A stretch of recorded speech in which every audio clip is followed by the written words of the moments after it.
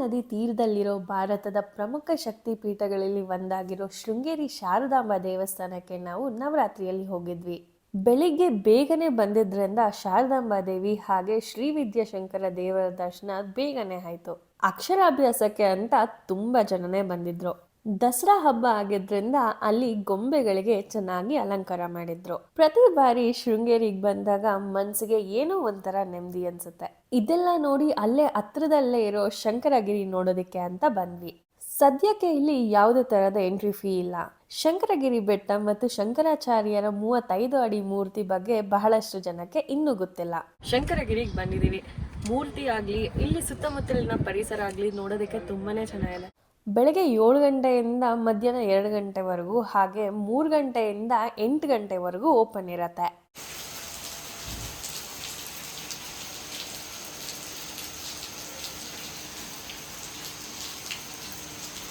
ಶೃಂಗೇರಿ, ಕಳಸ ಅಥವಾ ಹೊರನಾಡು ಈ ಕಡೆ ಎಲ್ಲ ಬಂದರೆ ಎಲ್ಲಾದರೂ ನಾವು ಉಳ್ಕೊಂಡು ದೇವ್ರ ದರ್ಶನ ಮಾಡಬೇಕು ಮತ್ತು ಏನಾದರೂ ಅಡ್ವೆಂಚರಸ್ ಟ್ರಿಪ್ಪು, ಕ್ಯಾತನ್ಮಕ್ಕಿ ಈ ಥರ ಎಲ್ಲ ನಾವು ರೌಂಡ್ ಹೊಡಿಬೇಕು ಅಂತ ಹೇಳಿದ್ರೆ ಎಲ್ಲಿ ಉಳ್ಕೊಳ್ಳೋದು ಅಂತ ಒಂದು ಕ್ವಶನ್ ಮಾರ್ಕ್ ಬರುತ್ತೆ.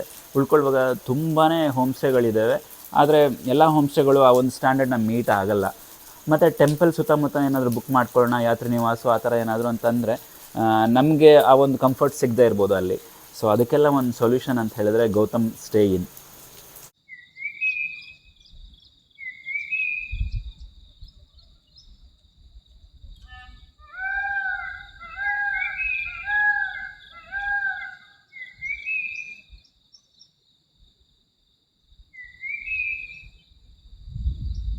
ಗೌತಮ್ ಸ್ಟೇನಲ್ಲಿ ಒಟ್ಟು 9 ರೂಮ್ಸ್ ಇದೆ. ಒಂದು ಫ್ಯಾಮಿಲಿ ರೂಮ್ ಅಂತಾನೆ ಇದೆ.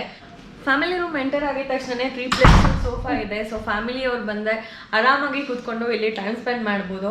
ಇದೊಂದು ಸೆಂಟರ್ ಟೇಬಲ್ದು ಫ್ಲವರ್ಸ್ ಎಲ್ಲ ಹಾಕಿ ತುಂಬಾನೇ ಚೆನ್ನಾಗಿದೆ. ಇಲ್ಲಿ ಕಿಂಗ್ ಸೈಜ್ ಬೆಡ್ 2 ಪಕ್ಕ ಇದೆ. ಹಾಗೆ ಇಲ್ಲಿ ಬಿಟ್ವೀನ್ ಟಿವಿ ಇದೆ. ಇನ್ನು ಈ ಸೈಡ್ ಬಂದರೆ ಇಲ್ಲಿ ಡ್ರೆಸ್ಸಿಂಗ್ ಟೇಬಲ್ ಇದೆ, ಮಿರರ್ ಇದೆ, ಮಿರರ್ಗೆ ಲೈಟಿಂಗ್ಸ್ ಇದೆ, ಪಕ್ಕದಲ್ಲೇ ವಾರ್ಡ್ರೋಬ್ ಇದೆ. ಲಗೇಜ್ ಎಲ್ಲ ಆರಾಮಾಗಿ ಇಟ್ಕೊಳ್ಬೋದು. ಇನ್ನು ನನ್ನ ರೈಟ್ ಸೈಡಲ್ಲೇ ವಾಶ್ರೂಮ್ ಇದೆ. ವಾಶ್ರೂಮ್ ಕೂಡ ಸ್ಪೇಷಿಯಸ್ ಆಗಿದೆ. ಇಲ್ಲಿ ಮಿರರ್ ಇದೆ, ಸಿಂಕ್, ಪಕ್ಕದಲ್ಲೇ ಕಮೋಡ್ ಇದೆ and best part is Baat tub.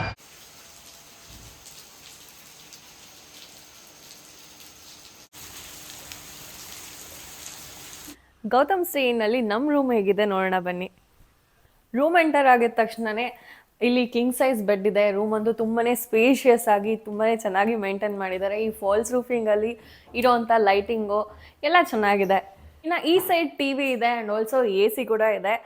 ಇದು ಲಗೇಜ್ ಕೂಡ ಇಡ್ಬೋದು ಆ್ಯಂಡ್ ಆಲ್ಸೋ ವರ್ಕ್ ಸ್ಪೇಸ್ ಕೂಡ ಮಾಡ್ಕೊಳ್ಬೋದು. ಇಲ್ಲಿ ಒಳಗೆ ಬಂದರೆ ದೊಡ್ಡದಾಗಿ ಕಬೋರ್ಡ್ ಇದೆ. ನಮ್ಮ ಲಗೇಜ್ ಎಲ್ಲ ಇಲ್ಲಿ ಸ್ಟೋರ್ ಮಾಡಿ ಇಟ್ಟಿದ್ದೀವಿ. ಪಕ್ಕದಲ್ಲೇ ಡ್ರೆಸ್ಸಿಂಗ್ ಟೇಬಲ್ ಇದೆ. ವಾಶ್ರೂಮ್ ಅಂತೂ ತುಂಬಾ ಚೆನ್ನಾಗಿ ಮೇಂಟೈನ್ ಮಾಡಿದ್ದಾರೆ. ಇಲ್ಲಿ ದೊಡ್ಡದಾಗಿ ಮಿರರ್ ಇದೆ, ಲೈಟ್ ಇದೆ, ಪಕ್ಕದಲ್ಲೇ ಕಮೋಡ್ ಇದೆ ಆ್ಯಂಡ್ ಇಲ್ಲಿ ಬೇತಿಂಗ್ ಏರಿಯಾ. ಗೌತಮ್ ಸ್ಟೇನಲ್ಲಿ ಪ್ಯೂರ್ ವೆಜ್ ರೆಸ್ಟೋರೆಂಟ್ ಅಟ್ಯಾಚ್ಡ್ ಇದೆ. ಏನು ಆರ್ಡ್ರ್ ಮಾಡಿದ್ರು ತಕ್ಷಣ 5 ನಿಮಿಷದಲ್ಲಿ ಕೊಟ್ಬಿಡ್ತಾರೆ. ಬಂದ ತಕ್ಷಣ ಸ್ವಲ್ಪ ಮೈಂಡ್ ರಿಫ್ರೆಶ್ ಆಗಲಿ ಅಂಥೇಳಿ ಟೀ ಆರ್ಡ್ರ್ ಮಾಡಿದ್ವಿ. ಕುಡ್ದೆ ನಾನು ಒಂದು ಸಿಪ್ ತೊಗೊಂಡೆ. ತುಂಬಾ ಚೆನ್ನಾಗಿದೆ, ಬಿಸಿಯಾಗಿದೆ. ಬಿಸಿ ಇಂಪಾರ್ಟೆಂಟು.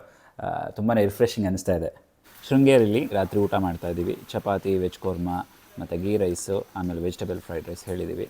ಹೊರಗಡೆ ಮಳೆ ಬಂದು ಫುಲ್ಲು ಚಳಿಯಾಗಿದೆ. ಸೊ ಬಿಸಿ ಊಟ ಮಾಡಬೇಕು. ಹೊಟ್ಟೆ ಬೇರೆ ಹಸ್ತಿತ್ತು ಚೆನ್ನಾಗಿ.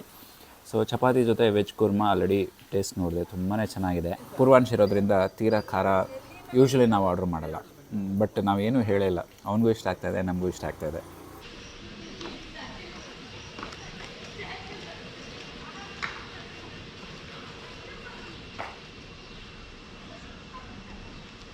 ಗೌತಮ್ ಸ್ಟೇ ಲೊಕೇಶನ್ ಹಾಗೆ ಬುಕಿಂಗ್ ಡೀಟೇಲ್ಸ್ನ ಡಿಸ್ಕ್ರಿಪ್ಷನಲ್ಲಿ ಹಾಕಿರ್ತೀವಿ, ಚೆಕ್ ಮಾಡಿ.